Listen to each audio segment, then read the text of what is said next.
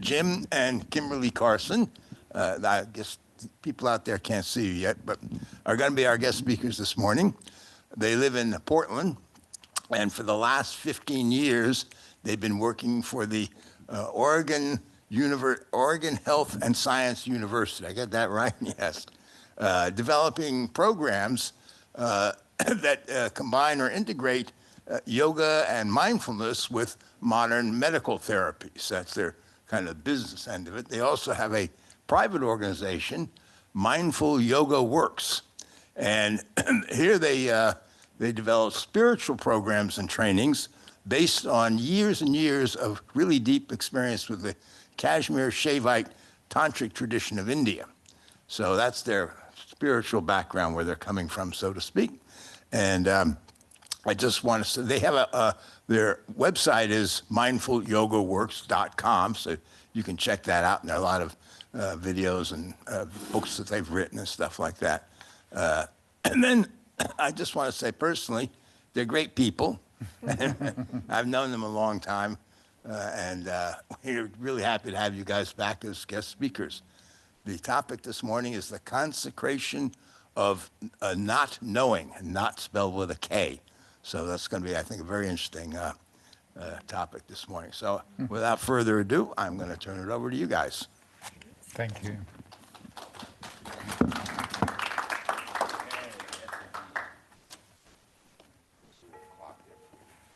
Good. Okay, thanks, Joel. All right, good morning. It's so nice to see everyone. It's so nice to be back in Eugene at the Centers for Sacred Science. Thank you, Joel, for your hospitality and your guidance over the years. It's a true blessing. So Jim and I are going to, and that's Jim and I, that's not Gemini, the sign, but Jim and I are going to speak today about the consecration of not knowing. And if you saw in the title of the talk, as Joel said, it's not, kNot. But it's also not, N-O-T, is nested within the not, kNot. So we're going to explore this play on words as if it was intentional, okay, from the great mystery. So we'll be playing with this not knowing as we go through. So this talk is going to take us on a tantric journey. And tantra means weaving that liberates. Okay, so the word itself, tantra, means weaving that liberates, okay? And let's just start. Is anybody, down in Eugene, I suspect there are, is anybody here a weaver or had experience with weaving? Anybody make God's eyes when you were in summer camp as a kid? Yeah, a couple of things like that. Pot holders, yeah. Any other experiences with weaving? Paper weaving. Paper weaving, okay, great, thanks, Laura. All right, so what do you think is really important when you're weaving? What's going to be the quality of process that's necessary when you're weaving? Any ideas? Pay attention. Pay attention, yeah? What else? Just equal parts. Equal parts, beautiful. Any other ideas? What else might be important when you're weaving? Yeah. Rhythm, okay, beautiful. Adherence to a pattern. Yeah, beautiful. Adherence to a pattern, okay. Secure connection. Ooh, a secure connection, beautiful. Okay, anything else? The quality of touch. The quality of touch, absolutely, absolutely. Would you hand me, let's just have this as a visual here for a sec. And so if this was what I was going to weave with, is it going to be easy to weave from here? Why? It's tangled up. It's tangled up. It's a mess, right? It's knotted. It's knotted. It's quite literally knotted, right? So if I'm going to weave, what do I need to be able to do? Untangle. I need to disentangle the knot, right? In preparation, yeah, that preparation to disentangle the knot, okay? So we'll come back to our beautiful threads here a little bit later. So you really do have to be able to untangle the knots to weave easefully, right? And balanced and beautifully, okay? So we are going to be disentangling knots in this exploration today, or beginning to disentangle knots, and within the not knowing, okay? The knots of knowing. So there are going to be three primary threads that we're going to disentangle. So first we will be disentangling the thread that's knotted with not knowing who we really are. Then we will also be disentangling the thread that is knotted with not recognizing that there is a continuum that includes all of us and that we are all together in this continuum. And then thirdly, we will be disentangling the thread that is knotted with a sense of individual doership, independent. I'm the one who's doing this, you're doing that, we are completely separate, and I'm, that sense of I'm doing it. So those are the three threads that we will be disentangling in this journey.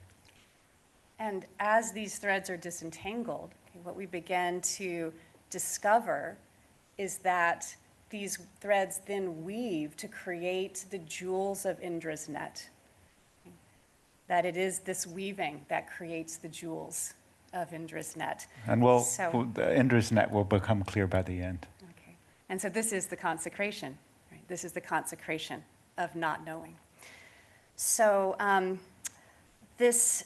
first of all, this first knot of not knowing is going to be unraveling the knot of not knowing, not recognizing who and what we really are. This foundational truth of who and what we are. So this is this first knot that we're going to be exploring the unraveling of. And this exploration to know thyself, right, to really know who and what you are, is at the foundation of all the great wisdom traditions, okay, across time and across locale. So we'll see on this first slide is an inscription from the Delphi Temple of Apollo, and it says, know thyself. Know thyself. And then we know from Gautama the Buddha, be a lamp unto yourself. Another way of giving the same teaching. And then Lao Tzu puts it this way: whoever knows others is wise, but whoever knows themselves is enlightened. And then from Jesus in the Gospel of Thomas, whoever knows all but fails to know themselves misses everything. And then attributed to Mary Magdalene, and this is the relic of her skull, actually. Be on your guard so that no one deceives you by saying, look over here or look over there, for the child of God already exists within you. And then the Prophet Muhammad, whoever knows themselves knows the Lord. And then the Baal Shem Tov, the ideal of a human being is to be a revelation oneself, maybe a revolution too, a revelation oneself, clearly to recognize oneself as a manifestation of God. And then Bhagavan Nityananda, a great teacher in our lineage, the heart is the hub of all sacred places. Go there in Rome. And then Anandamayama.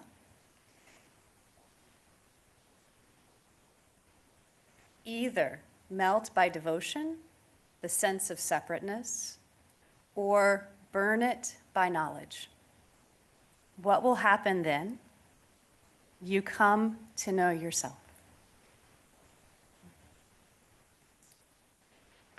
So this invitation to know thyself is deeply, deeply revered across time, across space, across expression.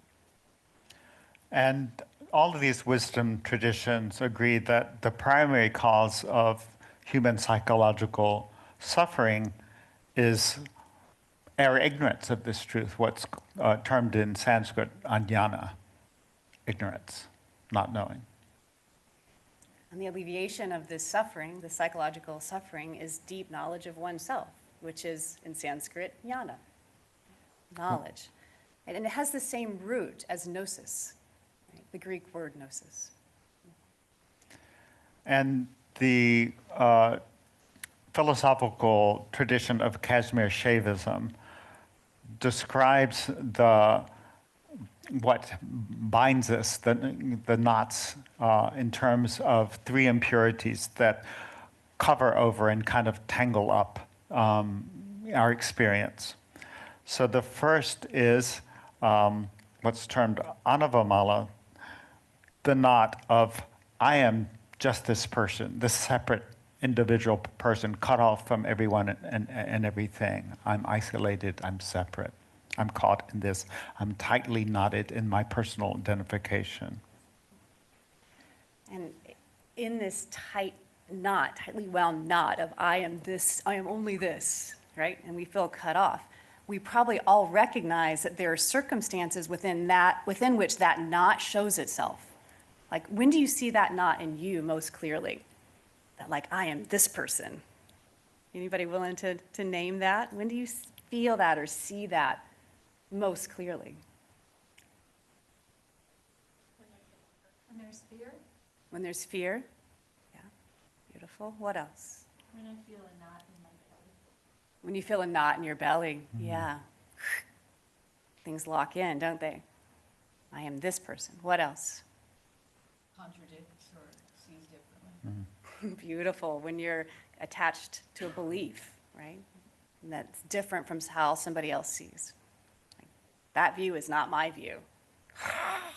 Right? It'll lock in then, doesn't it? Of course it does. Anything else? And when you recognize this mala, this covering, this knottiness, that I am only this person. Yeah. Absolutely. When you're judging other people, right? I am this, that is that, and I don't like that.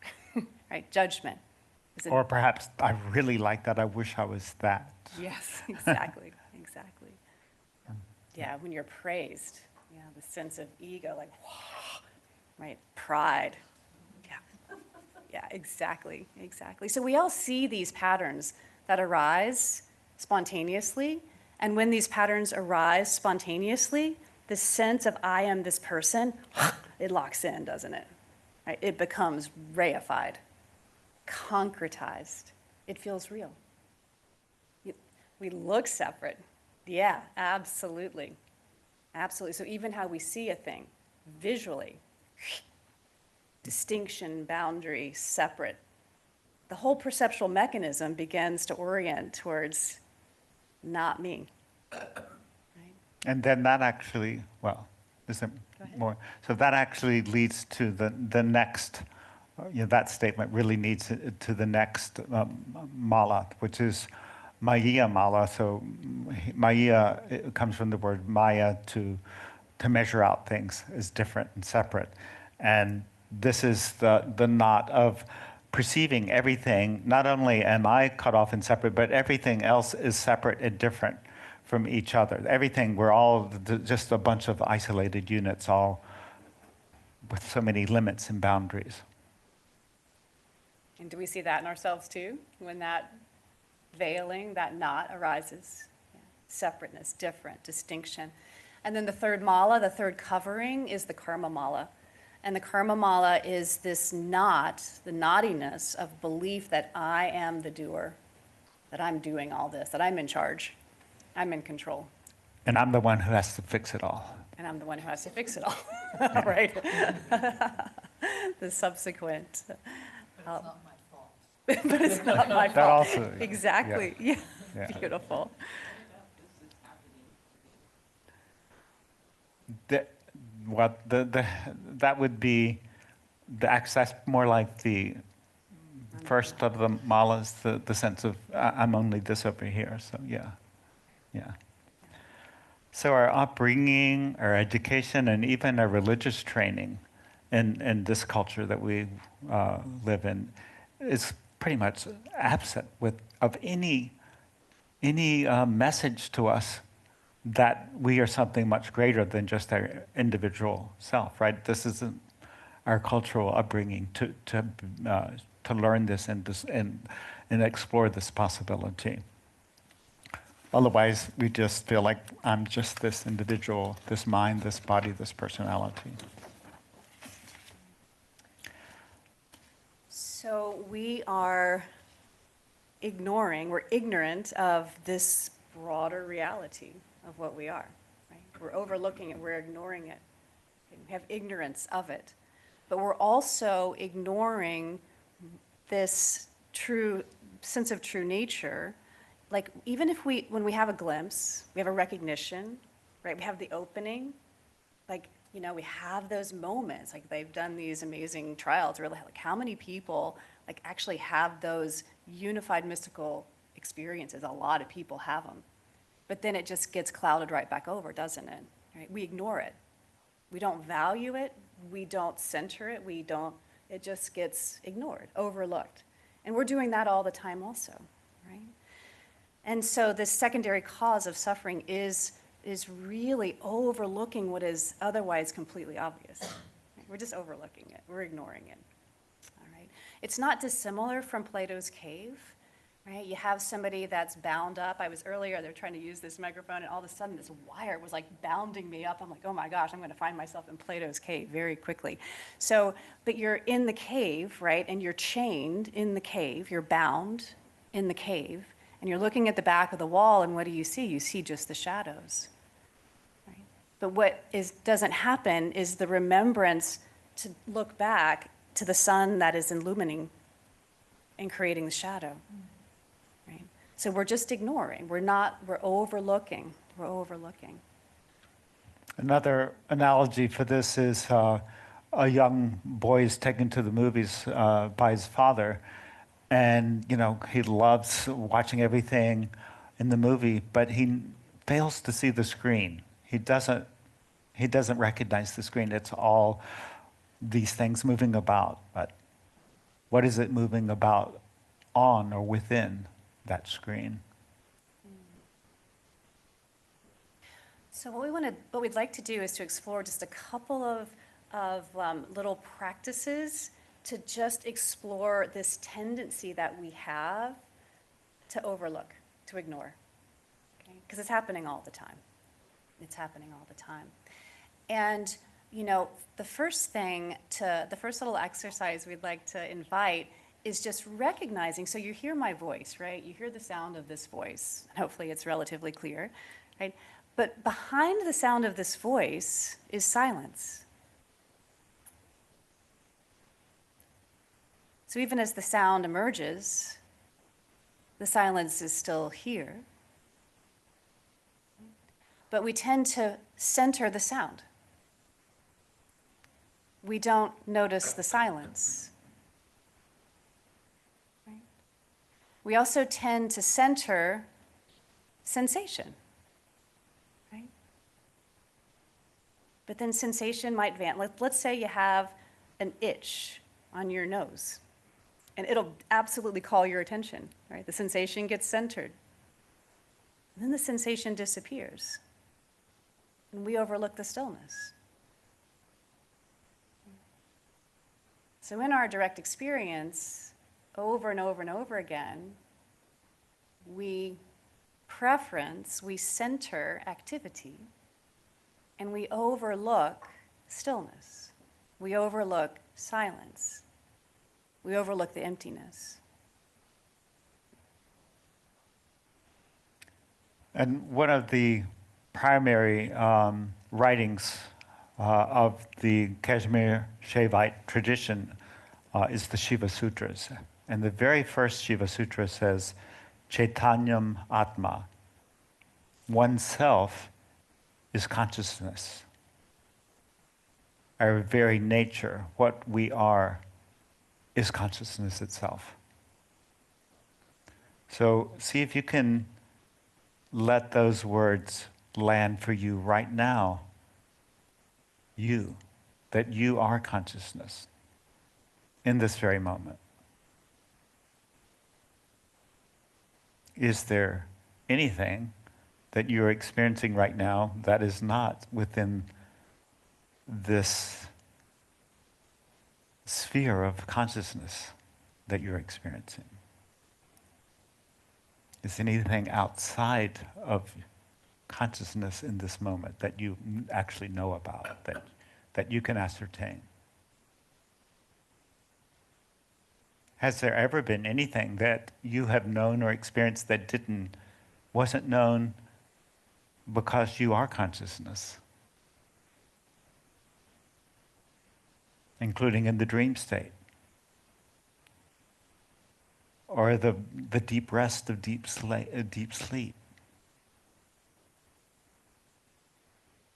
Waking, dreaming, or deep sleep. Consciousness is the context for all that we experience.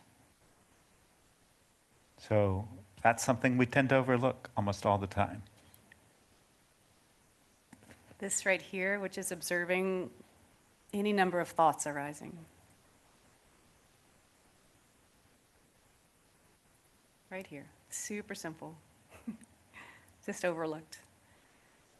So in the Chandogya Upanishad, it's described this way: that which glows in the depths of your eyes. That which glows in the depths of your eyes, that is the fundamental reality. That is the self of yourself. That is the beautiful one, the luminous one.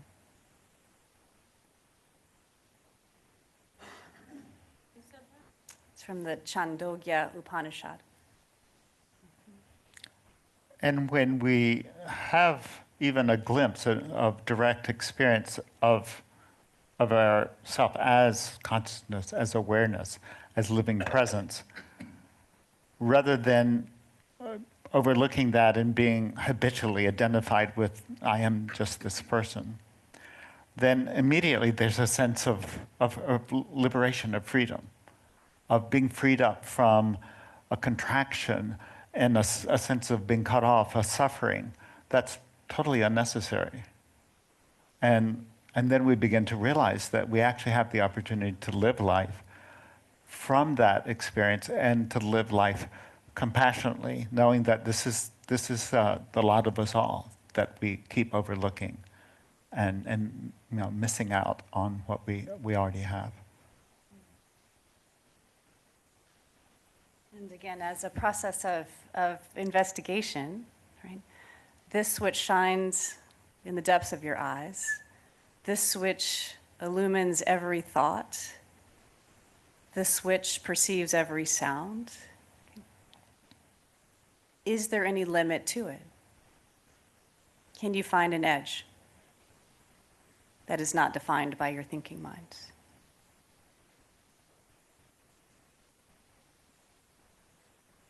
Or is it in fact spacious, open, already free?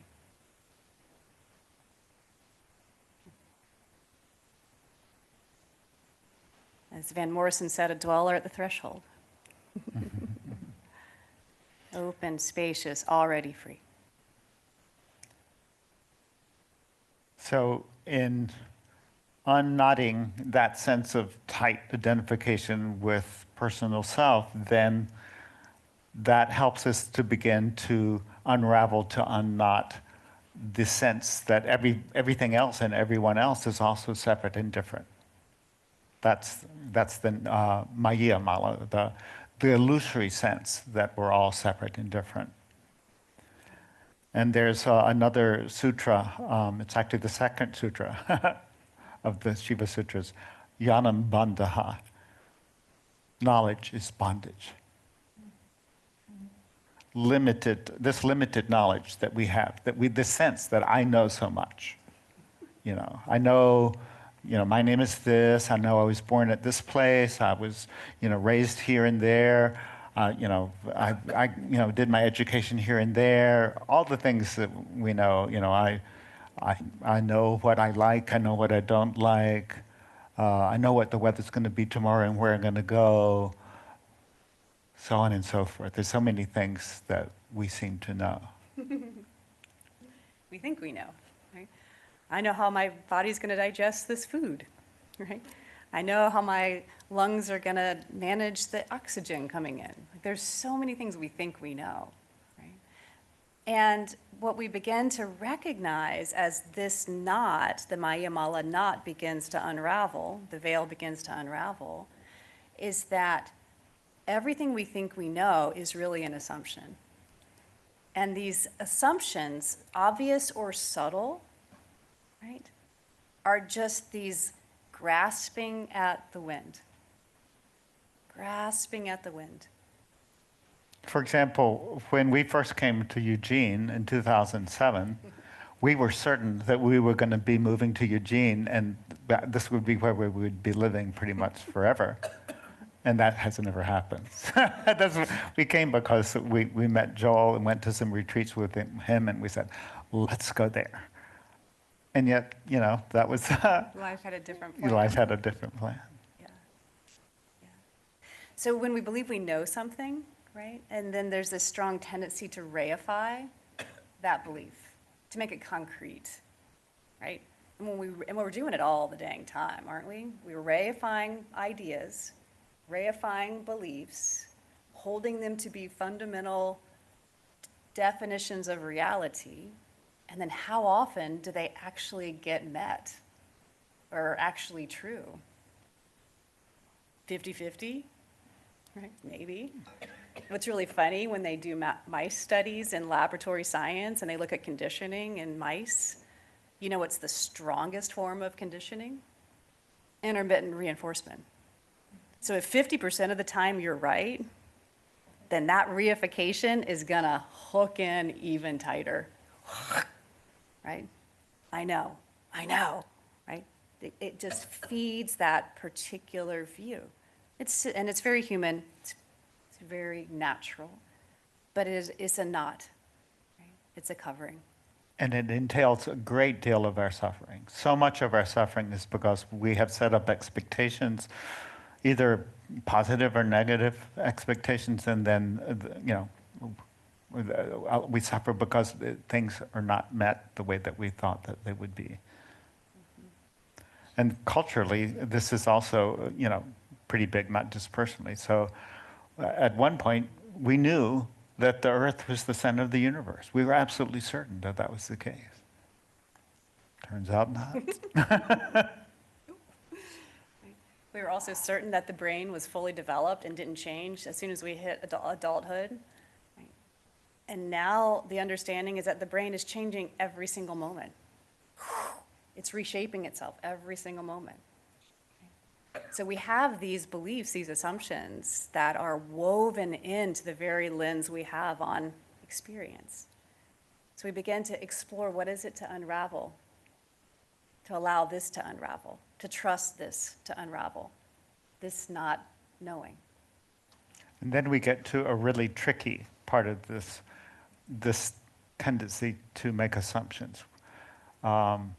Quite a trap, quite a knot, which is that once we have glimpses of this, the truth, of the reality of what we really are, then we reify that too. We make that into a concept, and then we replace the ability to actually directly experience that in the moment with a concept about that. And we take on this new spiritual identity. Now I'm a spiritual person with spiritual understanding. And then we get encased in that, and that blocks us from actually being able, in the moment, to see that actually every moment is different, and we could never know what is next.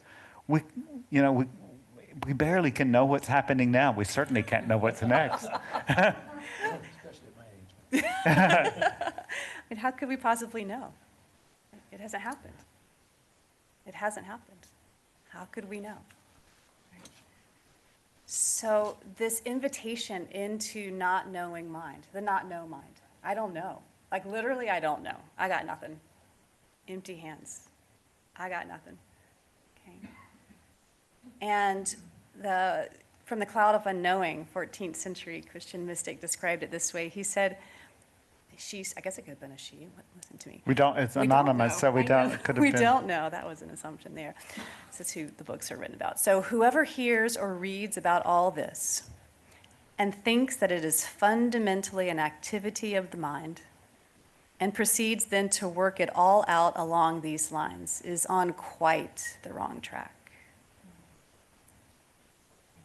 In the great Longchenpa of the Dzogchen tradition, any specific insight into gnosis is always delusional. That's a good one. And then the Tao Te Ching speaks it this way: the Tao that can be told is not the eternal Tao. So of course, disclaimer, absolutely everything we're saying here is nothing but a finger pointing at the moon. It can't be anything but a finger pointing at the moon. Yeah, nothing that we're saying is true, because what's true, it can only be directly encountered, not words cannot portray it.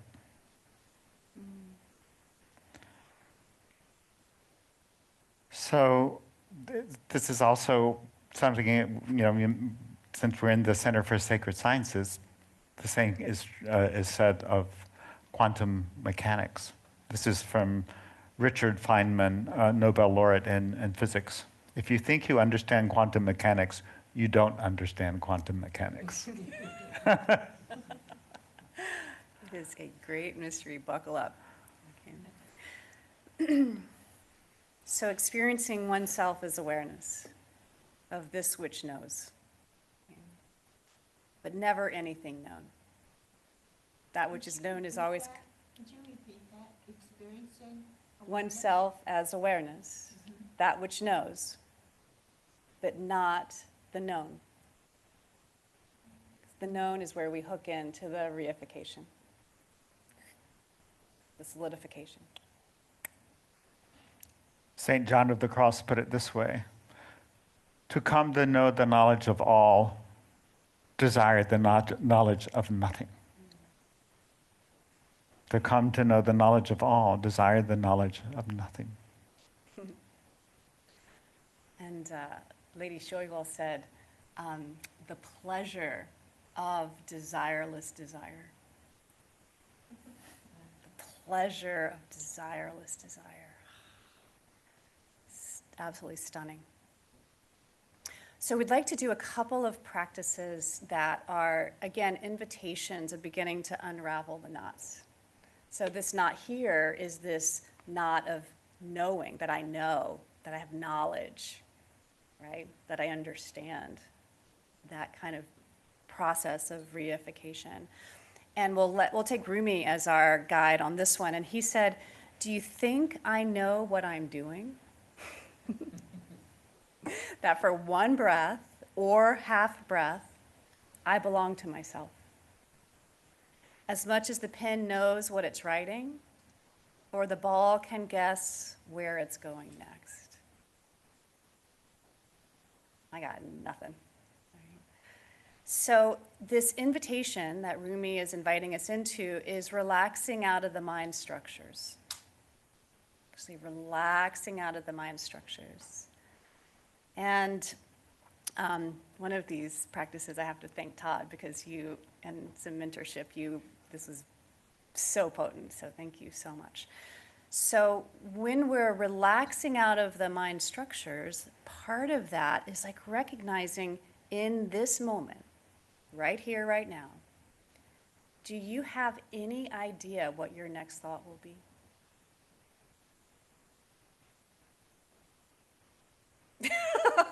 You might have an I wish I could capture idea. your face. That is so perfect. Yes, I will. I will know what it is. Did I get it? Yeah. Do you know the next thought? I don't even know the current one. You don't even know the current one. I know that feeling too. Yeah, absolutely. And is there any way you could know the next sound that will arise out of my nose? Of course not. Or your lips. Is there any way you could know the next sensation that will arise?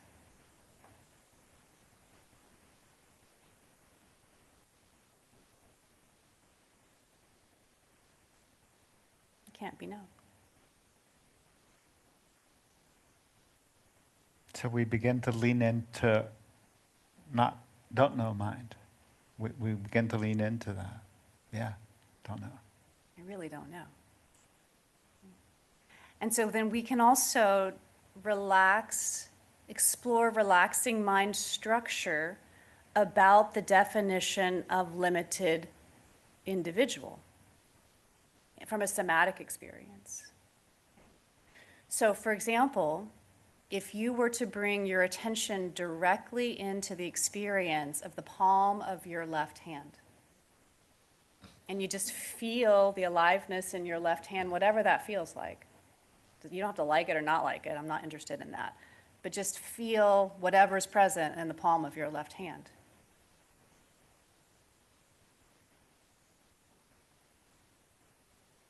Now, can you feel what's present in the back of your left hand? And again, I don't care if you like it or don't like it. I don't care what quality it is, but can you sense what's arising in the back of your left hand?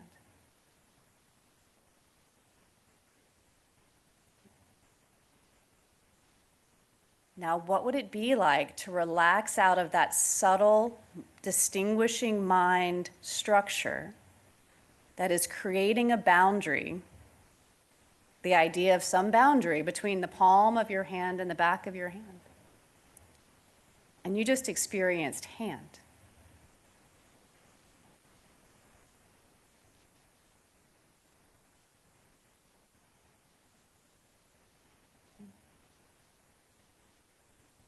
And if you were to become aware of your cute little bum, maybe not so cute some days, but your bum sitting in the chair, the experience of the bum, your bottom sitting in your chair.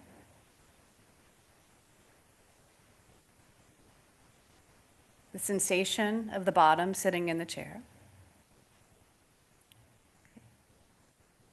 Now, what would it be like to relax out of that subtle structure of mind, that distinguishing structure of mind that is creating an assumed boundary between the sensation of the bottom and the sensation of the seat?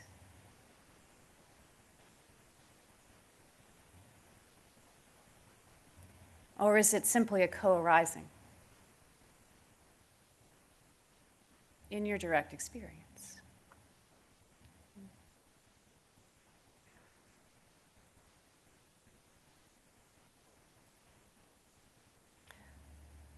So we can play with this relaxing out of these subtle and not so subtle structures of mind that are creating and reifying this process of making me individual and separate all the time. In your own experience, begin to unravel that knot. Ramana Maharshi would often say, I teach through silence and only use words when silence is not understood. So we'd like to invite a few moments of silence. You can let your eyes remain open, or you can let them gently close. And the invitation is to wake up to not knowing at all.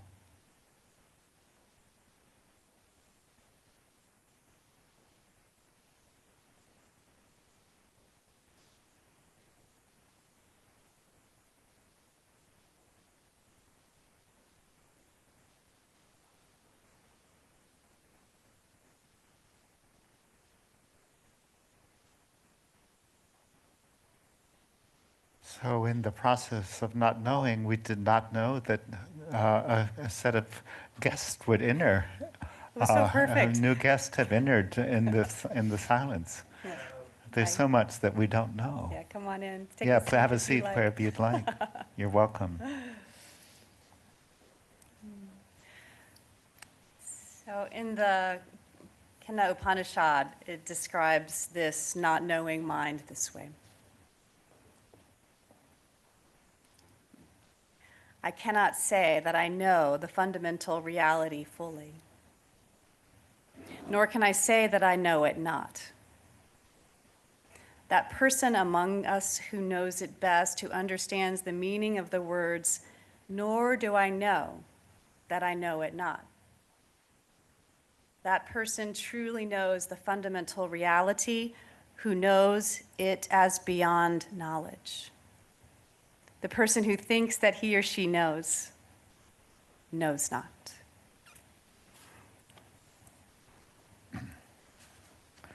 So as these first two malas, these first two coverings or knots, begin to unravel, the anava mala of the tightly knotted sense of I am only this individual mind-body, and the maya mala, the illusion that we're all separate and completely different. As those two begin to unravel, we begin to awake to a force, a power that is orchestrating life in every moment and always has been, including one's own life. And in this recognition, the illusion of independent doership, that I am the primary doer of all of this, that I'm in charge, I'm in control, it's my responsibility to fix it, et cetera, et cetera. Fill in the interpretation of that mala. It's called the karma mala, this illusion of doership. We begin to develop the ears to hear. Right? All right. So in the Kashmir Shaivite tradition, one of the primary writings is called the Heart of Recognition, Pratnabhrisha Hridayam. And these are the first two sutras. Chitti swatantra vishwasiddhi hetu. She, consciousness, in absolute freedom, is the sole cause of the manifestation of everything. Svechaya svabitao vishvam unmilyati.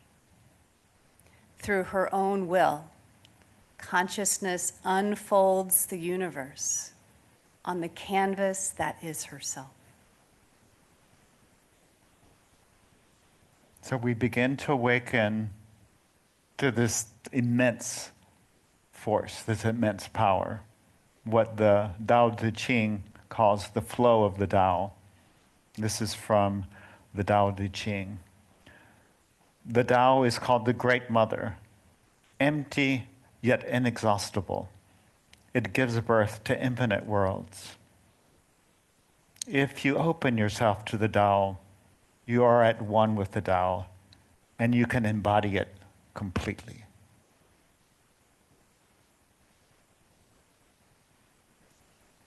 And as doership continues to unravel, Rumi's words become self-evident. Don't flee across the chessboard of this world, for it is God's game, and we are checkmate. Checkmate.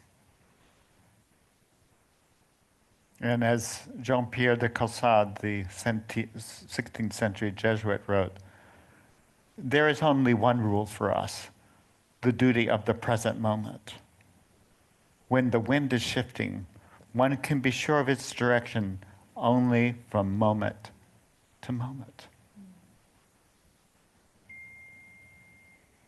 Ding. The bell is rung. That was wrong. So beautiful.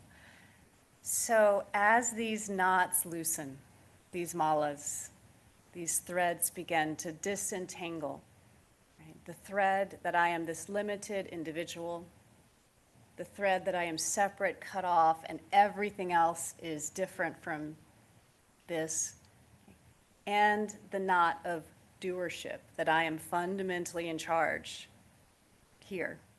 As all of these threads begin to disentangle, then what begins to emerge is recognition of a beautiful tapestry referred to as Indra's net.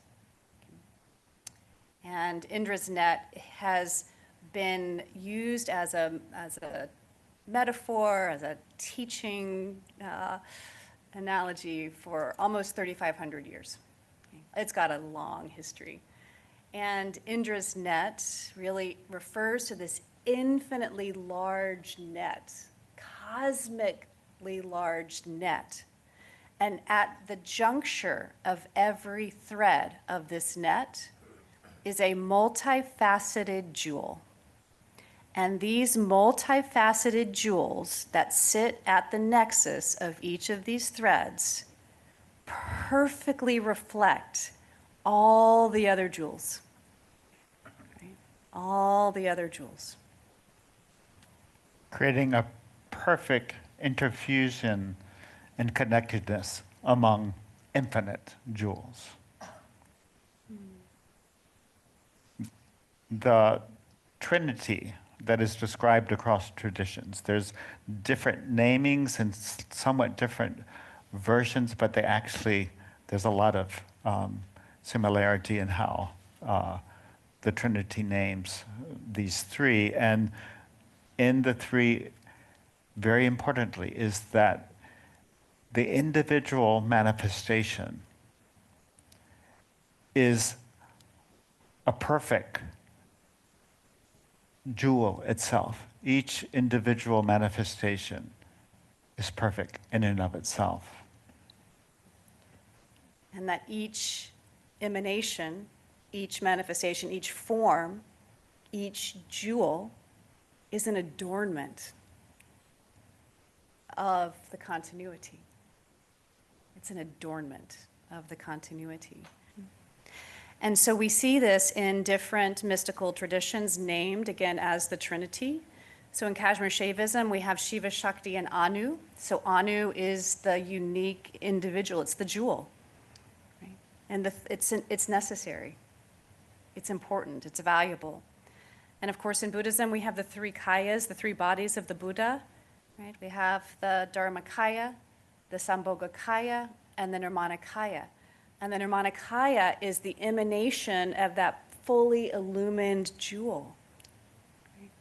The fully illumined jewel. And in Christianity, we have the Father, the Holy Spirit, and the child of God.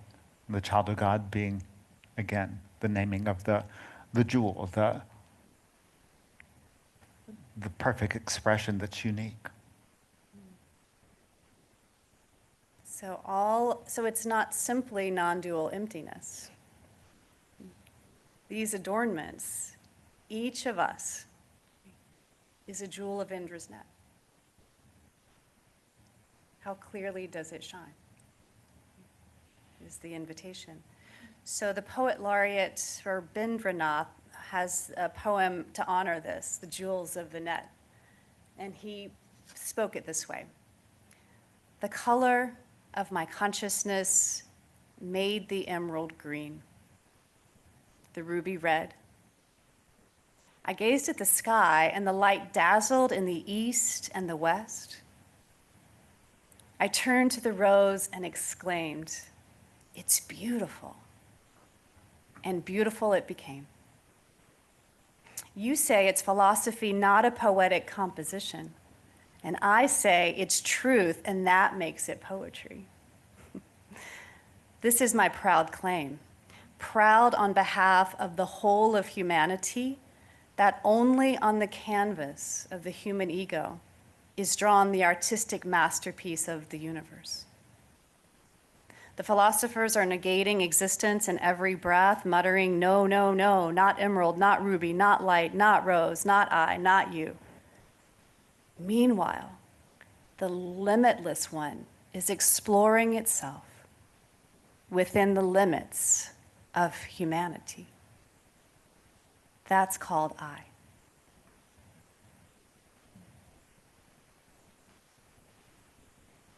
And we've heard Joel state from time to time, quoting the Sufis, that the path to God comes to an end in gnosis, but the path within God has no end.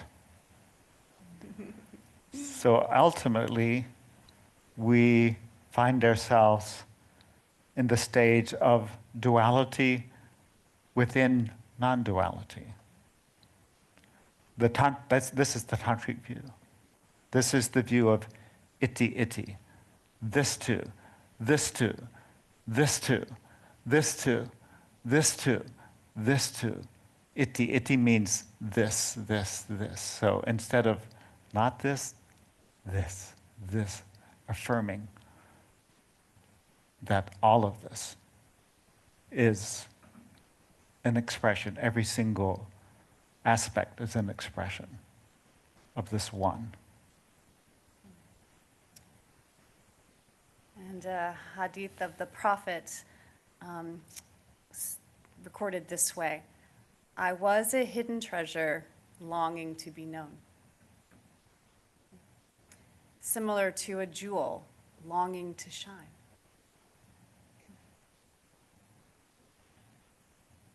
So then we find ourselves in a dance, in a play of consciousness, which includes an ongoing, living, vibrant relationship with an infinite power, an infinitely creative, infinitely conscious power. That which is the word God denotes. We find ourselves in a dance with God.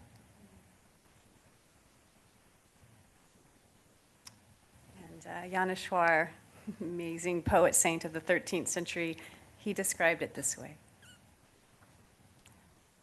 the one pure consciousness becomes the enjoyer and the object of enjoyment, the seer and the object of vision, without disturbing its unity. There is really no action or inaction. Everything that is happening is the sport of the self. The undivided one enters the courtyard of duality of its own accord.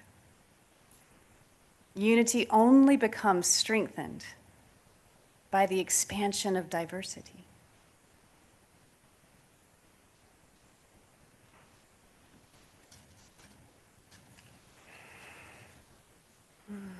Okay, so I want to try to tell a little story. And I'd like to share a precious teaching, really, that arose from St. Francis of Assisi, who's another great illumined being that has shown on this path. And this teaching arose when I was actually on a meditation retreat in Assisi, in the land of St. Francis. But I hadn't really studied St. Francis. I mean, I knew like the Canticle of the Sun, and I knew, his kind of seat at the table, if you will, of great illumined beings, but I hadn't really studied his work. But I was with people who had. And, and there was this recognition, I would say, of the knots as St. Francis honors them. And that's the story I'd like to share. So St. Francis has remembrance of knots as well, kNots. Okay, so the experience was sitting in meditation and having this recognition and this strong feeling. It was imbued with this strong feeling that my hands are completely empty. I have absolutely nothing to offer. That the only thing I have to offer is presence, period. And like literally, I just felt my hands I have nothing, just empty-handed, purely empty-handed. And then a couple of days later, in meditation, I have this also very clear understanding and imbued with deep feeling that there is so much love here. There's so much love here. It's unfathomable what is here, the amount of love that is here. And the utter devastation of feeling there is no way I will ever be able to share all that is here. utter devastation.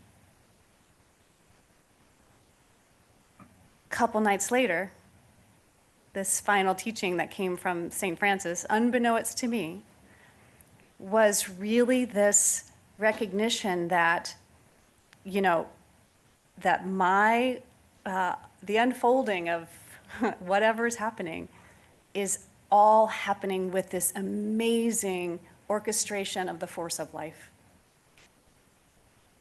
And that all I can do is pay attention and respond. That's really all I got, is just to listen, to pay attention and respond. And so I shared these insights that came from this meditation retreat. And again, one of the folks on retreat had spent decades studying St. Francis, was a deep devotee of Francesco. And he said, well, Kimberly, because I know nothing, he's like, well, you know what you're describing? You're describing poverty, chastity, and obedience. And those are the three knots that the Franciscans wear on the rope around their habit, literally as knots. Literally as knots. Poverty, I've got nothing except presents to offer. Okay. Chastity, all that's here wanting to be known is the love of God. And obedience, all I can do is show up and listen to respond. So it was such a powerful gift, really, from the land from which a great Siddha lived. A great Siddha, a jewel fully polished and shining still brightly hundreds of years after he dropped his body. So hopefully that story came through. So we would love to now share a practice that is a little bit maverick in this setting, I think, but we're going to play a song in just a sec. Tom's going to help us. And this is from the words of Saint Teresa of Avila. And so what we're going to do is about a 4-minute song. We've got the words on the slide. It's super simple. I got an echo here. And then after we listen to the song, I'd like you just to feel what it's pointing to. Okay? And of course, Christ here, so Teresa of Avila was a great polished jewel in the net. Okay? And Christ consciousness, right? This illumined, the anointed illumination.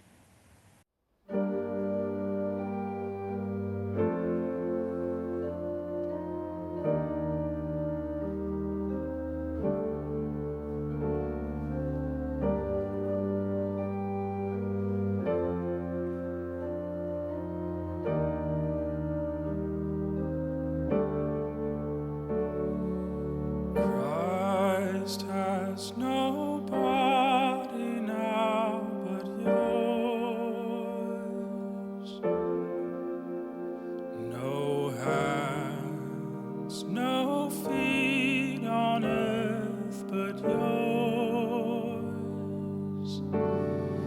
Yours are the eyes with which he sees, yours are the feet with which he walks, yours are the hands with which he blesses all the world. Yours are the hands.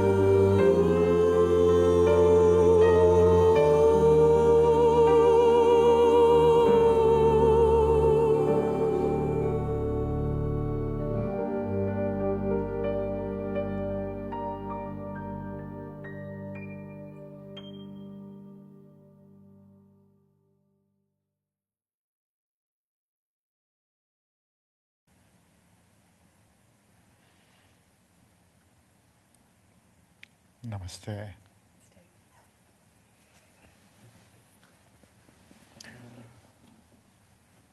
The word Dharma, I'm sure you're familiar with it somewhat, often refers to the teachings of the Buddha. But it also means phenomena. That is, each and every form, whether animate or inanimate, has its own place, its own function, and how this universe is being orchestrated moment to moment.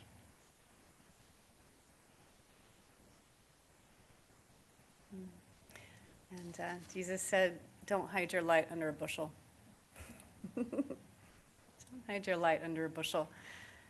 And as the jewel becomes fully revealed and self-illumined, the jewel becomes fully revealed and self-illumined, then this nexus now serves as a liberating tapestry. This is the consecration of the jewels of Indra's net, the consecration of not knowing. Both not with a K and dropping the K. Beautiful. So that's what we have. All right. Well, thank you all, everybody, for being here. Thank you for your attention, your open hearts, your precious questions. I'll provide.